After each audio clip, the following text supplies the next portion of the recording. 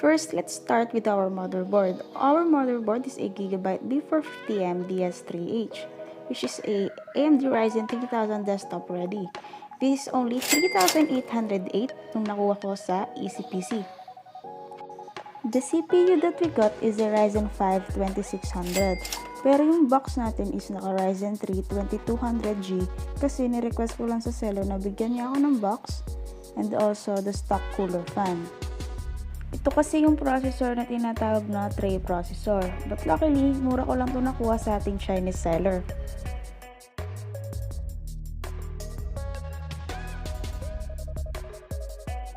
For the GPU, I bought a used XFX RX 580 from a Chinese seller online. And you will not believe the price I got this. It only sells for 3,800 pesos that time, and I got it for only 3,480 pesos, including shipping, because of vouchers. That's the perks of buying online. We got a second-hand Antec NeoEco 650 watts power supply with 80 plus bronze certification for our PSU. I choose 120 GB of Kingston SSD for our boot up and another second-hand 500 GB of HDD for our documents.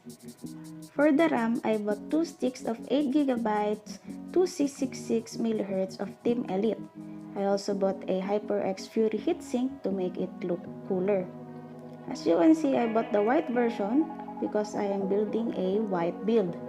I don't like RGB for the RAMs, so I prefer this design.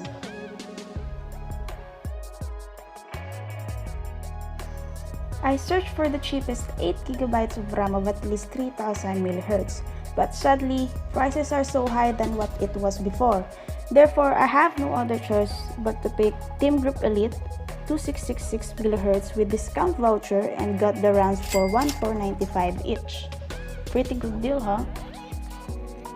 The chassis that I picked is none other than the Rakk Hawani because of course of its looks and sale price. Kilala ang Rakk Hawani sa pangit na airflow at kaya nagkaroon din tayo ng Rakk Hawani flow. What I did is to insert 10mm standoffs sa front tempered glass para magkaroon ng more airflow space. At bumili din ako ng dust filter online at kinat ko to para i-customize at masala yung dust na papasok sa loob.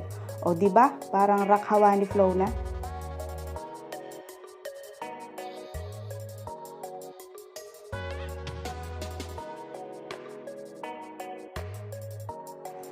And lastly, for our monitor, we have here an HKC MB21S1.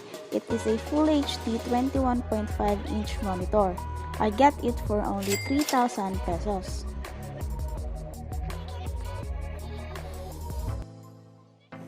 Since our components are all complete, we can start building my very first own PC build. So we started with the motherboard and the processor. And the processor, it's quite heavy and I didn't expect that, so iningatan ko talaga siya. And nung bandang kino-close ko na yung CPU natin sa socket, ang ganit pala niya, so akala ko nagkamali ako. So yun yung first time builders na siguro magiging issue din ng iba. So it's good to know that it's my very first time and nai-record ko to agad. So hindi ko naman pinakita buong pag-build ko, but major things lang na kailangan makita. So, yun. Panoorin nyo na lang. Stay tuned.